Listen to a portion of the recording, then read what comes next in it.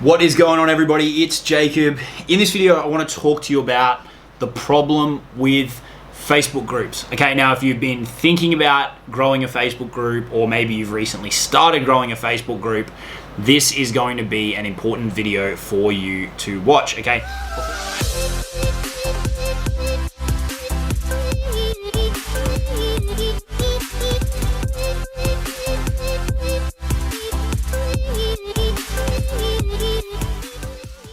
Before we dive into that one, be sure to subscribe to the channel, give the video a like if you get any value from it, and check out the Super Affiliate Accelerator.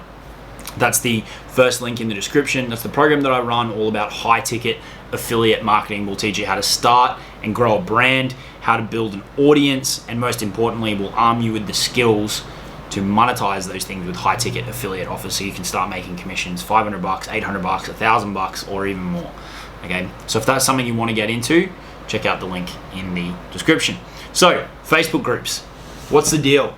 So, personal story, I've been growing mine since early 2018. Okay, so about 2.5 years at this point. Now, I've got just shy of 5,000 members in there, and you might say, well, that's not that many.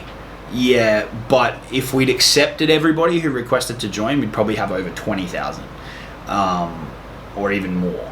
The rule we've always applied with the group is a quality over quantity approach, which is one of the main reasons that it's been such a profitable traffic source for me over the years, is just not letting everybody in and turning it into this crazy spam fest. So I actually love Facebook groups. I've built my business around one. I've met some amazing people through my Facebook group. I love the community over there. I love putting content in there. I love going live in there when I have time. It's a great thing. They're awesome. And I think they're a fantastic vehicle for any person at any part of their online journey to start. But here's the problem. The problem is the mindset that people take when they start a Facebook group. Okay, people start a Facebook group thinking it's a quick traffic source, thinking that it's going to be easy, thinking short term, thinking that it's going to blow up and explode overnight in a good way. They think that it's this magical thing that's going to solve all of their lead generation problems, when it's the complete opposite of that, right? It is an unbelievably powerful tool if you know how to grow it and use it correctly for lead generation, for monetization, for content, all those kind of things. But it's anything but a short-term strategy, right? It is something that you need to think seriously about starting, because any community that doesn't get attention is going to slowly, die off. Any community that just has generic boilerplate content with no personality and no polarization, or no clear value set, or no clear leader, it is going to be a bland place that people aren't going to want to hang out, right?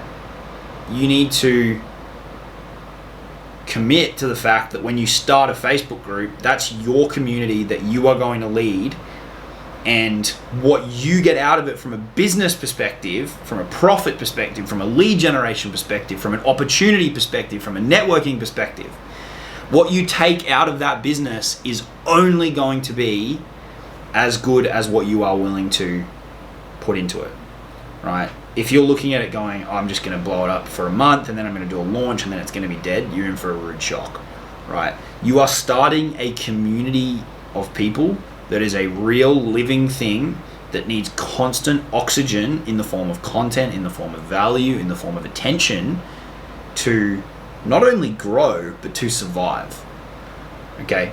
So with Facebook groups, from a growth perspective, some of you may not know this, but there's typically two phases that I kind of view them in, and we cover the A to Z of growing a Facebook group in the Super Affiliate Accelerator program. That's like one module. People literally charge like nearly the same price as what we charge for the whole program, and that's like one tiny part of it.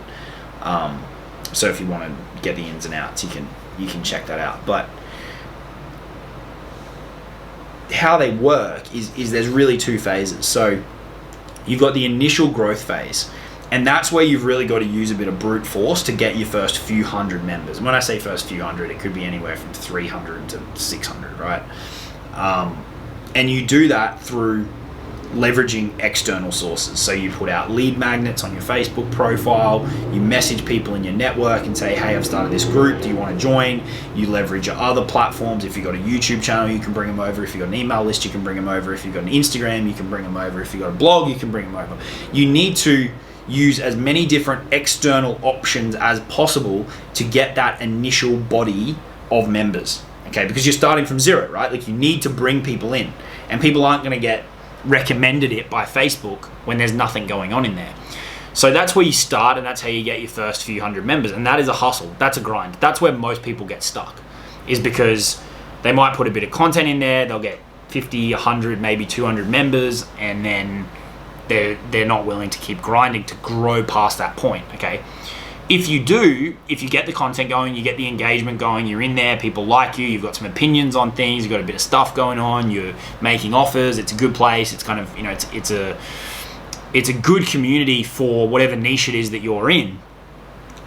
If you do make that happen, what's going to happen when you get to, there's no exact number, 400, 500, 600 members. If you get to that point and you've got no engagement, then nothing's going to happen. But if you get to that point and it's a pretty engaged community and there's a bit going on, what's going to happen is Facebook is going to start recommending your group to people. So you might have seen this on Facebook. There's a little thing down the side that says, you know, recommended this group, and they know all about you.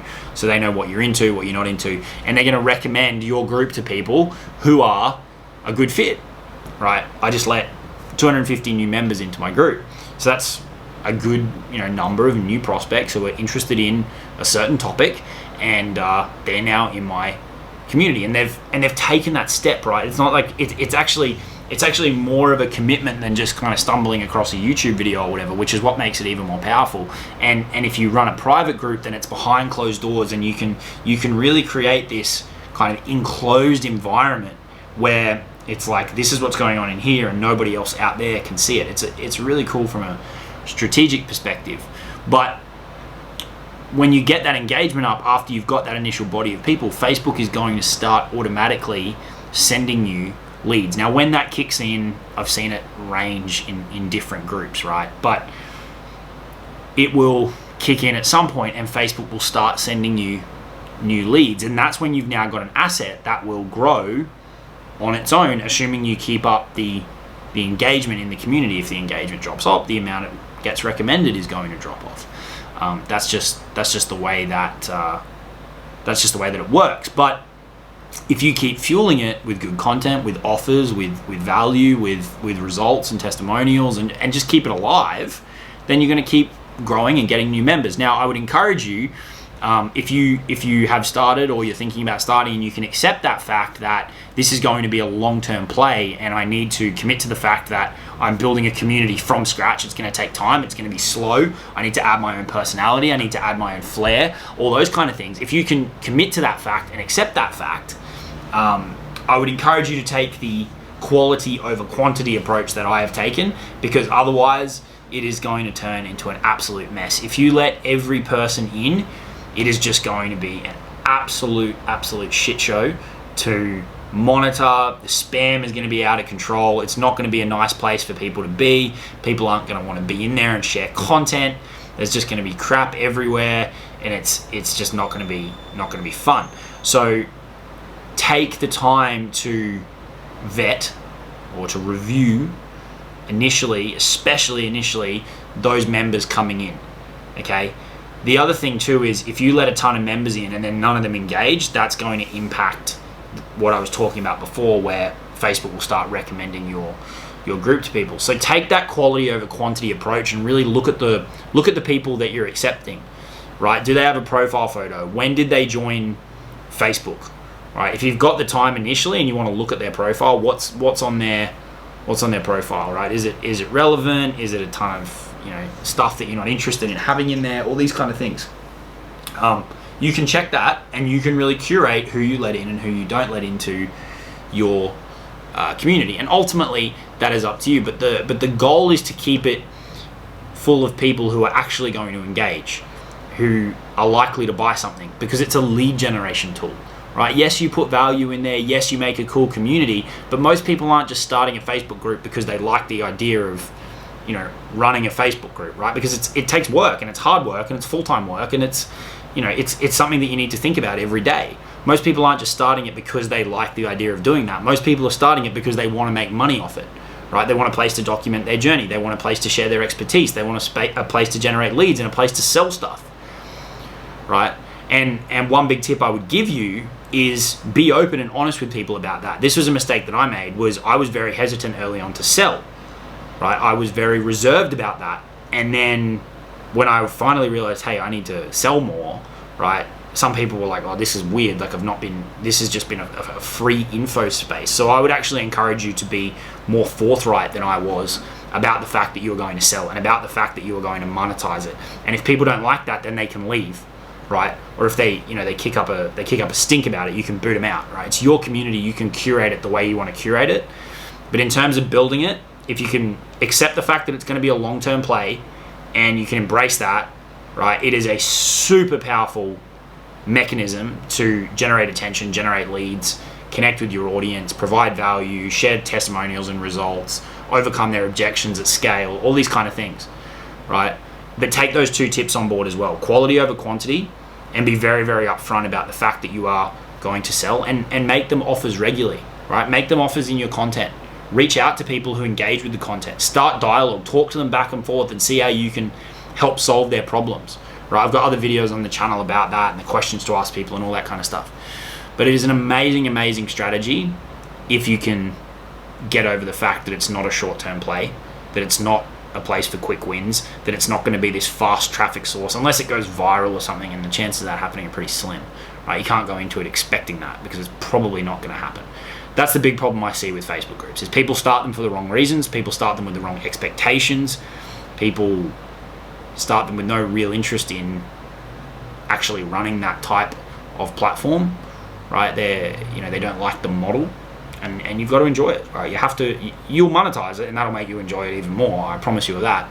My Facebook group has been unbelievably profitable for me over the years, and that will make you enjoy it more, obviously. But you've got to go into it with the expectation that it's going to be a grind to get it set up, especially in that initial phase that I spoke about, where you have to take all those external sources. Now, if you've got a huge email list, you can skip ahead with that, because you just send out an email blast and you bring over 500 people from your email list. But a lot of people that I talk to are getting started from absolute scratch, and so you've got to hustle and grind a little bit more to build up your profile, and then bridge them over from your profile into your group, all these kind of things.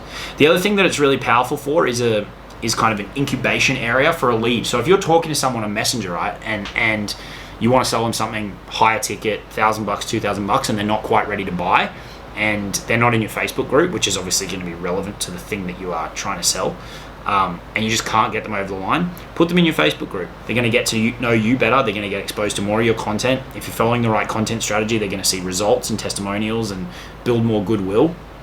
It's way better to put them in there rather than just let the conversation die and the lead kind of fade away, right? So great mechanism if you're talking to people and doing that as well. I would highly recommend you do that if you're using Facebook in that way, right? As I know some of the people watching this channel are. Use that as a strategy to keep that relationship alive. The other thing too with the Facebook group is it's a powerful way to progress conversations to a point of, is there a way that I can help you?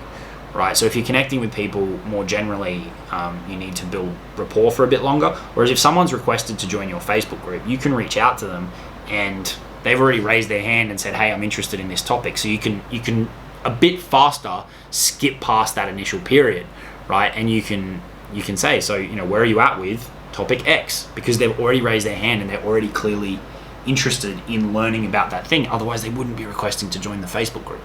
Right, and they've probably got an issue that they're trying to solve, which is what they're out looking for. Okay, so there's going to be some kind of conversation to be had. And if you've got a high ticket offer that can help them, you make them the recommendation and boom, you make a sale. Okay, that's a few tips around Facebook groups. That's the big problem that I see with Facebook groups. If you can tackle it with the right expectation, amazing thing. If you can't, I wouldn't recommend that you bother starting one. Okay, if If you want to get into high ticket affiliate marketing, you want to know the A to Z, wherever you're from in the world, of growing a Facebook group. We cover that extensively in the Super Affiliate Accelerator. As I said, it's like one part of a ton of stuff that you get, too much stuff that you get for the price. But we've got you covered on that if that's what you want to do. If you haven't already, subscribe to the channel. I'll talk to you all soon. Cheers.